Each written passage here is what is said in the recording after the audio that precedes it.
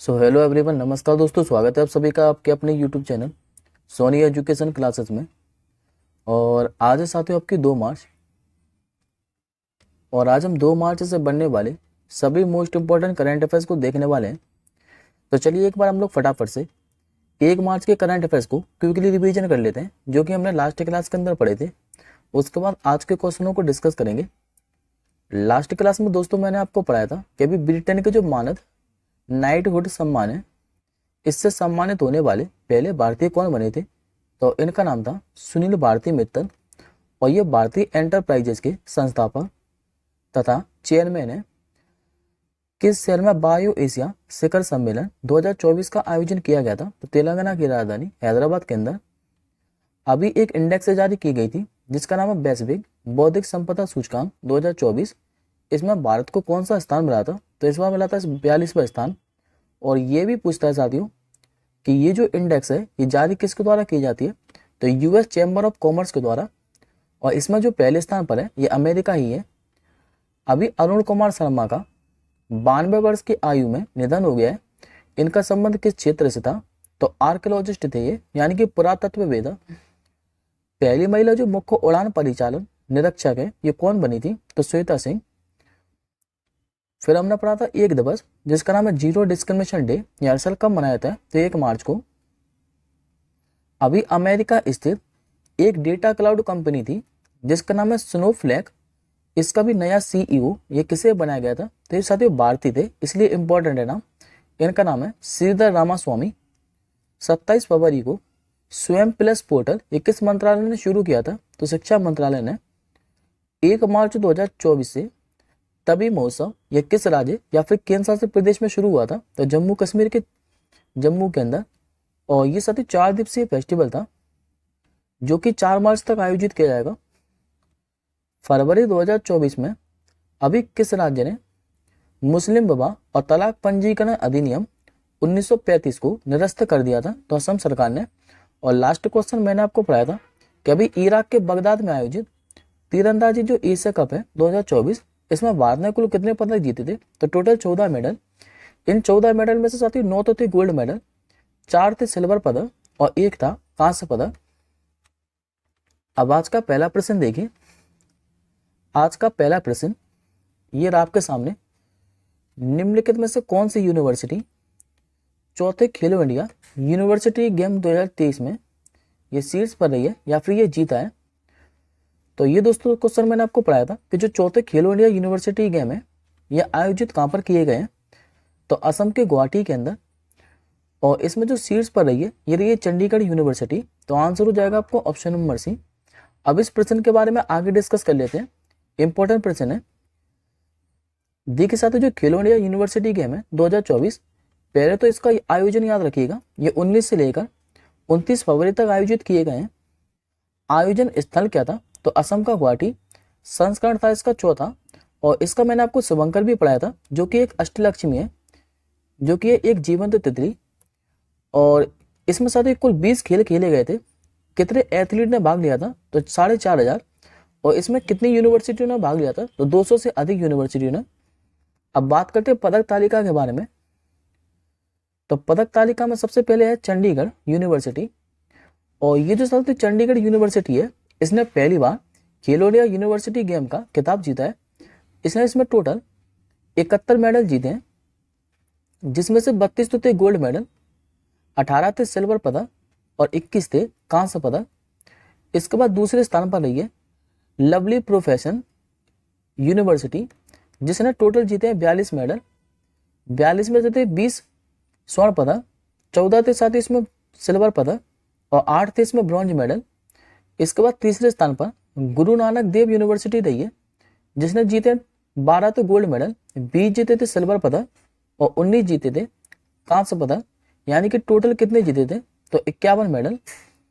Additional information में याद रखिए आप लोग, यदि आपसे पूछे कि पहले जो खेलो इंडिया यूथ गेम है इसका पहला संस्करण कब आयोजित किया गया था। तो 2018 के अंदर। और इससे पहले साथ ही जो खेलो इंडिया यूनिवर्सिटी गेम है 2020 में ये उड़ीसा के अंदर आयोजित किए गए थे भुवनेश्वर में। 2022 वाला आयोजित किया गया था कर्नाटक के बेंगलुरु में। और 2023 वाले उत्तर प्रदेश के अंदर आयोजित किए गए थे तीसरा संस्करण। और यह चौथा संस्करण जो कि असम के गुवाहाटी में आयोजित किया गया है। अगले क्वेश्चन की ओर बढ़ते हैं। निम्नलिखित में से कौन सा देश भारत की जन औषधि पहल से जुड़ने वाला पहला देश बन गया है? तो पहले तो बात आती है जन औषधि पहल के बारे में। तो इससे साथ ही शुरू कब किया गया था? तो ये 2018 के अंदर शुरू किया गया था माननीय प्रधानमंत्री मोदी जी के द्वारा। और इससे भी जुड़ने वाला जो पहला देश बन चुका है ये बन गया मॉरिशस देश। आंसर हो जाएगा आपको ऑप्शन नंबर बी। दरअसल साथियों जो प्रधानमंत्री मोदी जी हैं और मॉरिशस के प्रधानमंत्री जिनका नाम है प्रविंद जगन्नाथ, इन्होंने मॉरिशस के अगलागा द्वीप में अभी 6 सामुदायिक विकास परियोजना का उद्घाटन किया है। और इसी के साथ जो मॉरिशस है ये भारत की जन औषधि पहल से जुड़ने वाला पहला देश बन चुका है। असल जन औषधि पहल से फायदा क्या रहने वाला है? तो इससे साथ ही मॉरिशस के जो लोग हैं इनको भारत में बनी बेहतर क्वालिटी की जो जेनेरिक दवाएं इनसे लाभ मिलेगा। बात करते पहले मॉरिशस के बारे में। तो मॉरिशस जो है साथियों ये हिंद महासागर में स्थित एक छोटा द्वीपीय देश है। यहाँ की राजधानी क्या है? तो ये आपकी पोर्ट लुइस। राष्ट्रपति कौन है यहाँ के? तो पृथ्वीराज सिंह रूपन। और प्रधानमंत्री मैंने आपको अभी बताया जिनका नाम है प्रविंद कुमार जुगन्नाथ। और यहाँ पर मुद्दा क्या चलती है? तो मॉरिशस रुपया। आगे बढ़ते हैं। हाल ही में नाटो में शामिल नया जो सदस्य देश है ये कौन बना है? तो दी के साथ ही इससे पहले हम लोगों ने पढ़ा था कि अभी जो नाटो है यानी कि नॉर्थ अटलांटिक ट्रीटी ऑर्गेनाइजेशन, इसमें अभी 31वां देश शामिल हुआ था जो कि कौन हुआ था? तो फिनलैंड। और इसके बाद अभी इसमें एक नया सदस्य देश और शामिल होने जा रहा है जिसका क्या नाम है? तो स्वीडन। आंसर याद रखेंगे आप लोग ऑप्शन नंबर डी।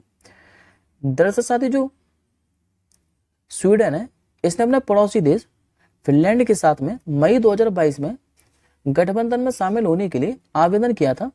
और अब इसको सभी देशों से सदस्यता लेने के लिए मंजूरी मिल गई है। अच्छा नाटो है क्या? तो इससे रूस को छोड़कर जो बाल्टिक सागर के आसपास के सभी देश हैं ये नाटो का हिस्सा बन जाते हैं। और बाल्टिक की सीमा से लगे देश कौन कौन से हैं? तो एक तो साथ डेनमार्क, दूसरा है स्वीडन, तीसरा है फिनलैंड, रूस, एस्टोनिया, लातविया, लिथुआनिया, पोलैंड और जर्मनी। ये बाल्टिक की सीमा से लगे हुए देश हैं। पहले एक बार आप लोग स्वीडन के बारे में समझ लीजिए। ये ना साथियों यूरोप कॉन्टिनेंट, और ये यूरोप कॉन्टिनेंट के अंदर स्थित एक देश है स्वीडन। जितना भी आपको हाईलाइट पार्ट दिखाई दे रहा है ये आपका स्वीडन। स्वीडन की राजधानी क्या है? तो ये आपकी स्टॉकहोम। स्वीडन में करेंसी क्या चलती है? तो स्वीडिश क्रोन। और यहाँ के प्रधानमंत्री कौन है? तो उल्फ क्रिस्टसन। इसी के साथ बात करते हैं नाटो के बारे में यानी कि नॉर्थ अटलांटिक ट्रीटी ऑर्गेनाइजेशन। इसकी स्थापना हुई थी 4 अप्रैल 1949 को। मुख्यालय का है? तो ब्रुसेल्स के बेल्जियम के अंदर। और वर्तमान में इसके अध्यक्ष कौन है? तो जेम्स स्टोल्टेनबर्ग। अब मैप के माध्यम से साथ ही एक क्वेश्चन और समझ लीजिए क्योंकि यहाँ से पूछा हुआ प्रश्न है। तो पहले तो आप लोग ये याद रखेंगे, आपसे ये पूछ सकता है कि जो बाल्टिक देश हैं ये कौन कौन से हैं? तो साथियों 3 बाल्टिक देश हैं। एक तो एस्टोनिया, दूसरा लातविया और तीसरा लिथुआनिया। और यहाँ से साथियों एक क्वेश्चन और पूछा हुआ है जो कि एसएससी सीजीएल के एग्जाम में पूछा गया था। इनमें से कौन सा जो है ये स्कैंडिनेवियाई देश नहीं है? तो याद रखेंगे जो फिनलैंड देश है ये स्कैंडिनेवियाई देश नहीं है। बाकी के 3 देश हैं स्कैंडिनेवियाई। एक तो है नॉर्वे, दूसरा आपका स्वीडन और तीसरा है डेनमार्क। तो याद रखिएगा। अब ऑप्शन के माध्यम से डिस्कस कर लेते हैं। जैसे कि साथियों अर्जेंटीना, आपको याद होगा कि मैंने आपको पढ़ाया था कि जो ब्रिक्स है जो कि 5 देशों का एक संगठन था और इसमें 6 देशों ने शामिल होने का निर्णय लिया था, जिसमें से जो अर्जेंटीना है इसने शामिल होने से इनकार कर दिया था। इसके बाद 5 जो ब्रिक्स के नए सदस्य देश बने थे ये कौन कौन से बने थे? तो एक तो बना था साथियों आपका इजिप्ट, दूसरा बना था आपका इथियोपिया, तीसरा आपका बना था ईरान, चौथा बना था सऊदी अरेबिया और 5वां कौन सा बना था? तो यूएई। और साथ ही जो ईरान है यह भी संघाई कॉरपोरेशन ऑर्गेनाइजेशन जो कि एसयू है इसका 9वां सदस्य भी बना था। बात करें अमेरिका के बारे में तो अमेरिका भी हाल ही में यूनेस्को के अंदर शामिल हुआ था। और इसके साथ साथ ये और याद रखिएगा कि अभी हम लोगों ने G20 के बारे में भी पढ़ा था कि G20 के अंदर अभी एक संघ शामिल हुआ है और अब इसका जो नाम क्या है, ये G21 हो गया है। और ये कौन सा संघ शामिल हुआ है, तो पूरा अफ्रीका यूनियन। अब इसका जो नाम है ये G21 हो गया है। अब इसमें 19 तो सदस्य देश हैं, जबकि 2 संघ हैं, एक तो यूरोपीय यूनियन और दूसरा अफ्रीका यूनियन। आगे बढ़ते हैं अगले क्वेश्चन की ओर। अभी वर्ष 2023 में दुनिया की सबसे कम जो प्रजनन दर है यह कहां दर्ज की गई है? आंसर होगा आपका ऑप्शन नंबर डी, दक्षिण कोरिया के अंदर। आगे समझ लेते हैं। देखिए साथ ही एक आंकड़े जारी करे गए और इन आंकड़ों के अनुसार 2023 में जो दक्षिण कोरिया है इसकी जन्म दर में 8% की गिरावट आई है। और अब ये जो आबादी है ये घटकर कितनी हो गई है, तो 0.7%। अच्छा साथियों, ये जो आबादी है ये बच्चों की वो तादाद है जो दक्षिण कोरिया की हर महिला अपने पूरे जीवन काल में पैदा करती है। किसी भी देश की आबादी को अगर स्थिर बनाए रखना है तो ये जो आंकड़े हैं ये कितने होने चाहिए, तो 2.1%। ये याद रखिएगा। बात करें आपके दक्षिण कोरिया के बारे में, जितना भी आपको नीले कलर से हाईलाइट पार्ट दिखाई दे रहा है ये आपका साउथ कोरिया। यहाँ की राजधानी क्या है, तो सियोल। मुद्रा क्या चलती है, तो साउथ कोरियन वॉन। यहाँ के राष्ट्रपति कौन है, तो यू सुक येल। और प्रधानमंत्री कौन है, तो हान डक सू, यहाँ के प्रधानमंत्री है। और यहाँ से साथियों एक क्वेश्चन और पूछता है कि नॉर्थ कोरिया और साउथ कोरिया के बीच में कौन सी पैरेलल लाइन है, तो याद रखिएगा 38 डिग्री जो पैरेलल लाइन है ये नॉर्थ कोरिया को साउथ कोरिया से अलग करती है। पूछा हुआ प्रश्न है। नेक्स्ट क्वेश्चन देखिए। अभी साथियों एक रिपोर्ट और जारी की गई है जिसका नाम है तेंदुआ रिपोर्ट। और ये जो रिपोर्ट जारी किसने की है, तो केंद्रीय पर्यावरण, वन और जलवायु परिवर्तन मंत्रालय के द्वारा। इस रिपोर्ट के अनुसार जो कि 2022 की है, सर्वाधिक जो तेंदुए हैं ये किस राज्य में है? तो इससे पहले साथ ये जो रिपोर्ट है ये 2018 के अंदर जारी की गई थी और हर 4 सालों में एक बार जारी की जाती है ये रिपोर्ट। इस बार ये कौन से नंबर की है, तो 5वें नंबर की। और इसमें सबसे ज्यादा जो तेंदुए देखे गए हैं ये मध्य प्रदेश के अंदर देखे गए हैं। तो आंसर हो जाएगा आपका ऑप्शन नंबर ए। अब इस रिपोर्ट के बारे में आगे समझ लेते हैं। तो मैंने आपको अभी बताया कि ये जो रिपोर्ट है ये वन जलवायु परिवर्तन मंत्रालय के द्वारा जारी की गई है और 29 फरवरी को। इस बार 5वें नंबर की है, जबकि प्रत्येक 4 वर्षों में जारी की जाती है। रिपोर्ट के अनुसार जो टोटल तेंदुए हैं ये 13,874 है, जिसमें से साथ ही जो मध्य प्रदेश राज्य है इसमें 3,907 तेंदुए हैं। इसके बाद दूसरे स्थान पर अब महाराष्ट्र आ गया है कर्नाटक को पछाड़कर, जिसमें 1,985 तेंदुए हैं। और अब तीसरे नंबर पर पहुंच चुका है कर्नाटक, जिसमें 1,879 तेंदुए। अब इसी के साथ साथ हिम तेंदुआ रिपोर्ट भी के बारे में भी बात कर लेते हैं 2024, जो कि मैं आपको पढ़ा चुका हूं। इसमें भारत में जो हिम तेंदुए हैं ये टोटल कितने हैं, तो 718। और सबसे ज्यादा हिम तेंदुए कहां पर थे, तो लद्दाख के अंदर 477। इसके बाद उत्तराखंड में थे 124 और तीसरे स्थान पर था हिमाचल प्रदेश, जिसमें हिम तेंदुओं की जो संख्या है ये क्या बनती। साथ में बात करते हैं सर्वाधिक बाघ के बारे में। ये रिपोर्ट भी जारी की गई थी 2030 के अंदर।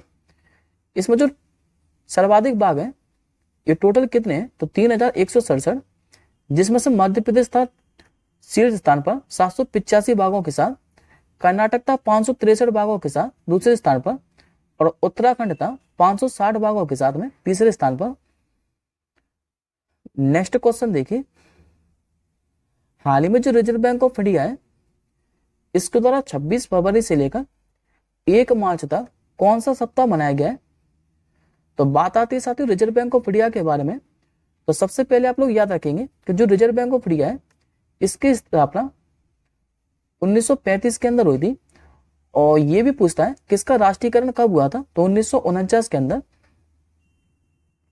वर्तमान में इसके गवर्नर कौन है, 25वें नंबर के, तो शक्तिकांत दास। और इसने भी 26 फरवरी से लेकर 1 मार्च तक वित्तीय साक्षरता सप्ताह मनाया है। तो आंसर हो जाएगा आपका ऑप्शन नंबर ए। और इसके साथ एक थीम क्या है 2024 के लिए, तो करो सही शुरुआत, बनो वित्तीय स्मार्ट, ये 2024 के लिए। वित्तीय साक्षरता सप्ताह की थीम है। और कल मैंने साथियों आपको 1 मार्च से पढ़ाया था जीरो डिस्क्रिप्शन डे, जो कि मैंने आपको आज भी रिवीजन कराया है। अगला प्रश्न देखिए, निम्नलिखित में से किसे भारतीय पैरा ओलंपिक समिति का अध्यक्ष चुना जाएगा? तो ये साथियों इनको निर्विरोध चुना जाएगा भारतीय पैरा ओलंपिक समिति का अध्यक्ष, क्योंकि इनके जो सामने है ये कोई भी नहीं खड़ा है। हालांकि जो दीपा मलिक है इन्होंने नामांकन दर्ज किया था, लेकिन इन्होंने देखा कि देवेंद्र झाझड़िया सामने खड़े हुए हैं तो इन्होंने अपना नाम वापस ले लिया है। अब एक मात्र ये है जिनको पैरा ओलंपिक समिति का अध्यक्ष चुना जाएगा। इनका क्या नाम है? तो देवेंद्र झाझड़िया। आंसर हो जाएगा आपको ऑप्शन नंबर सी। ये जो साथी देवेंद्र झाझड़िया है ये 2 बार के पैरा ओलंपिक स्वर्ण पदक विजेता है। और इन्होंने स्थान किसका लिया है? तो पैरा खिलाड़ी दीपा मलिक का। पहले देवेंद्र झाझड़िया के बारे में बात कर लेते हैं। तो मैंने आपको अभी बताया कि पैरा ओलंपिक खिलाड़ी एकमात्र है जिनको पद्म भूषण पुरस्कार मिला हुआ है 2022 के अंदर। इसके अलावा ये भारत के एकमात्र दौरे पैरा ओलंपिक स्वर्ण पदक विजेता है। एक बार तो जीता था इन्होंने एथेंस 2004 के अंदर, दूसरा जीता था रियो 2016 में।